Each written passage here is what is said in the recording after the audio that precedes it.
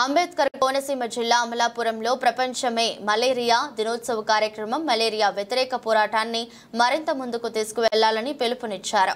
మురుగునీరు నిలువలు లేకుండా చూసుకోవాలని, అందరూ ఆరోగ్యంగా ఉండాలని, దోమల ద్వారా ఎవరూ మలేరియా బారిన పడకుండా ఉండాలని DMNHO దొరయ్య అడిషనల్ అధికారి భారత లక్ష్మి పిలుపునిచ్చారు. ప్రజలకు అర్థమయ్యే విధంగా ప్లకార్డు ప్రదర్శన చేసి ప్రజలకు మలేరియా నిర్మూలన అవగాహన కల్పించారు.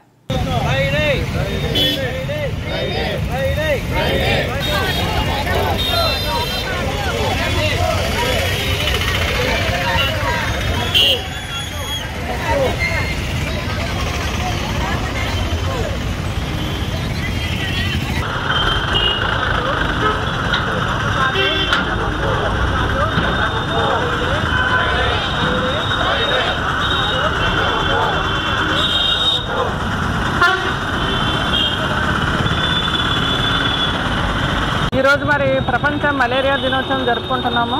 దీనివల్ల అంటే దోమల వల్ల వచ్చే వ్యాధులు అంటే మలేరియా, తర్వాత